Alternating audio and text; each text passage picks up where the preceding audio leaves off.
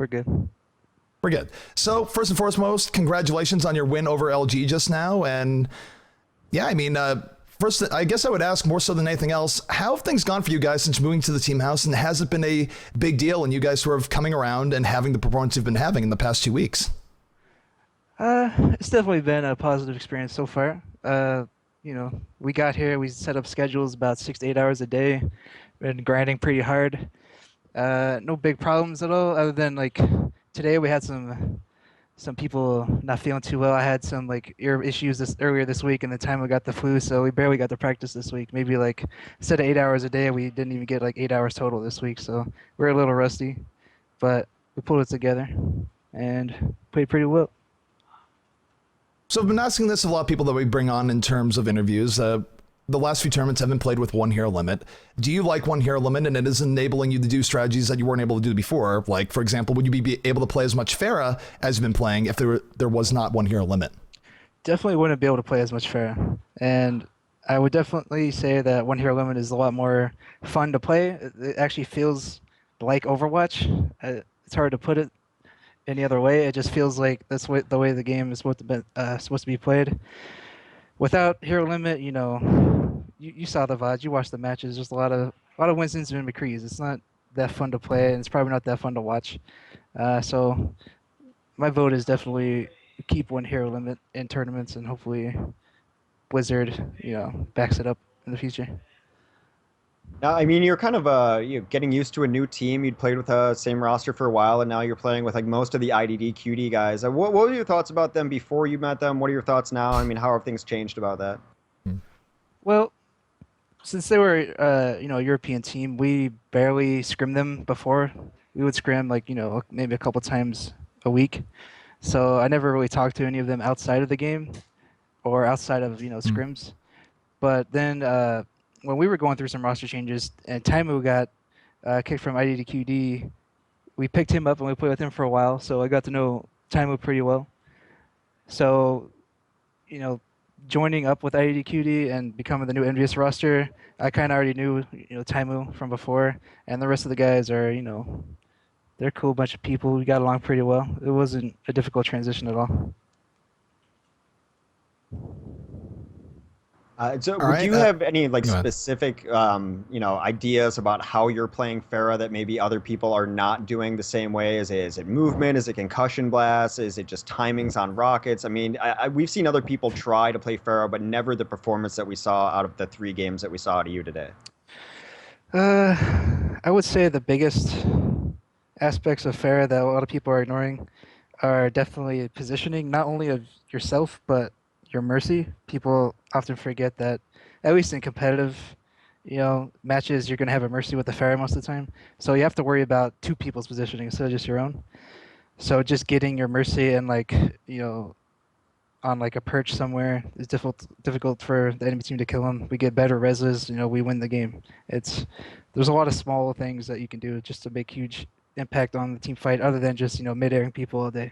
That's actually a very small part of Pharah play. It happens like, how often do you see two Pharahs like fight each other nowadays, And shooting at people on the ground isn't the most difficult thing in the world. It's the small things like positioning and concussive blast definitely helps with that. It helps with initiating on Widowmakers. Pharah isn't a completely, lost cause against a Widowmaker if you play smart and you got like a, game plan going in on how to either hide from the Widow and fight the rest of the team, or get in a position where you can help like your Winston kill the Widow and Mercy combo in the back and stuff like that. So yeah, there's more to Pharah than just landing shots, basically. Now, we've had to ask this of everyone we've had on here for the past few weeks, but what do you think of the game's balance right now? What heroes do you think are too strong? What heroes do you think are too weak? And I'm going to have to make you comment on Widowmaker and McCree at the very least, but any other heroes you want to comment on as well, either buffs, nerfs, or otherwise. Those two would probably just be the whole list, honestly. Widow, definitely. There's some maps where Widow is just not really counterable, consistently. So there's some positions where you just can't reach her with like a Winston or anything before the Winston just dies in there or something, So I don't know. Widow could definitely use some tuning. McCree, Right click is pretty ridiculous though. Everyone, it's not a shock. Outside of those two though, I would What say Genji's Mercy, not. Mercy Res. Oh yeah, Mercy Res definitely. It builds super super fast. Like you'll every team fight you have to worry about a Mercy Res because she'll probably have an ultimate every fight. And there's a lot of ways to build an ultimate before the fight even starts. Like you can, if you're damage boosted and you shoot a shield, it builds ult charge for Mercy for some reason. I'm not sure why. So Now, let me yeah, go ahead. Go ahead. Go ahead. Go ahead. there's not really much else like popping out in terms of unbalanced heroes other than nah. That's pretty much it. I was going to ask, do you think if Mercy ult was significantly nerfed, would that be all you would need to see Zenyatta in comp play? Or do you think Zenyatta needs a little bit more? It's hard to tell why Zenyatta isn't being played as much. I think one part, of course, is how good Mercy is by comparison. And when you look at alt supports, Lucio still provides an invaluable role.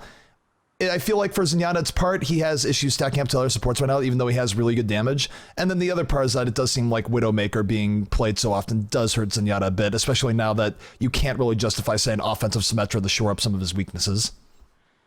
Uh, it would definitely be very difficult to get a lot of value out of Zenyatta in his current state. He's still very killable just by like anything. It's 150 health, a damage boosted fair rocket, or some random spam, and he just dies. Not to mention Tracer, but it would have to depend on how bad Mercy gets nerfed, or what changes happen to her. But yeah, Zenyatta is he's not too good right now. I'm not sure if the line of sight changes were the way to go because Discord Orb and the Healing Orb are definitely super super strong. It's just hard to maximize their potential. Plus Now he you dies instantly. you've been mentioning that you guys scrim a lot, you grind a lot. Now, of course, we know of top teams in the NA like Cloud9 and like Luminosity Gaming. What are some teams that maybe we don't know about that are maybe up and coming that you guys are scrimming that we should keep an eye out for? Um, I would say Creation is definitely very strong. Other than that, Rogue. I mean, everyone knows these two teams already. They're super strong. If we play, poorly, we can easily lose maps off of both of those teams. As far as NA teams, Nubris, very strong. Uh, I don't know. We don't scrim too many NA teams outside of like Nubris and like Liquid or maybe some C9 every once in a while, but we haven't played them recently, so. And I was going to say, it seems like C9 hasn't been as active recently. They did come in very strong last night in the ONOG tournament, the group stages, which will be going on right after this, by the way, about an hour break between the two games. But C9, it seems like they've been less active recently. I think they've just been traveling and had a lot of stuff going, but it doesn't seem like they've lost too much of a beat here thus far. But do you think it's going to impact them if they keep on this like crazy travel schedule that they've been on? It will definitely affect them in some way. It probably won't be too bad, give them a week of practice, they'll be back right where they are. So it's not they don't have to worry about it too much. All right, I think we're heading to the end here. Do you have any final, Hex, unless you have any final questions, Tail, do you have any shout outs, anything you want to plug, any sponsors you want to make happy here before we let you go off and enjoy a well-earned victory celebration? Yep, definitely. Shout out to the team. Everyone played well today. Shout out to our sponsors, Monster Energy, HyperX, Zowie, DX Racer, Elgato Gaming, Scuff Gaming, and NZXT. Shout out to Hastro and everyone else in the house. Graham and Tasmo from the EnVyUs management have been helping us a lot. And that's about it. You can follow me on Twitter at NV_Talespin and on Twitch at TalespinLOL. All righty, Tail, thank you again for joining us. Congratulations on your victory, and I'm sure we'll see you again. Have a good one. All right. Thanks for having me. All right, ladies and gentlemen, that was Talespin. Hex, we are coming to the end for us as well. Do you have any final words, shout-outs, or otherwise before we take off for the day? No, as always, thank you to our sponsors. Thanks you for casting with me. You're a ball to hang out with and watch Overwatch with. If you want to follow me on Twitter, that is at Hexagrams. When I stream personally, which I do very rarely, but I'm going to try to do more of, that is twitch.tv/hexagrams. All right, for me, again, I mentioned earlier stream, if you want to show support for casters that you like, definitely go to Twitter, follow us, follow Hex at Twitter at Hexagrams, follow me, Twitter at TempoZP. I am terrible at tweeting, and you'll probably only get tweets that actually matter about events that are coming up, so definitely follow. It'd be hugely appreciated. I also stream on Twitch, Twitch ZP_TV. Might get some streaming in tomorrow. I haven't streamed in a bit just because June has been absolutely crazy in events and planning. And of course, a big shout out to all our sponsors here today, GosuGamers, for putting this on. And if you want to catch more Overwatch action, I will be casting on the One Nation of Gamers channel in about an hour as we bring you more of the qualifying stages, or not qualifying, but group stages that are going on. We will be seeing C9 plus some other very good teams. C9 and LG will be making another appearance. So if you want to see more of LG, want to see more of C9, definitely check it out there. I will be hosting that channel in just a little bit off of the stream. But other than that, thank you guys for watching. And if you don't see us later tonight, we'll see you guys next week.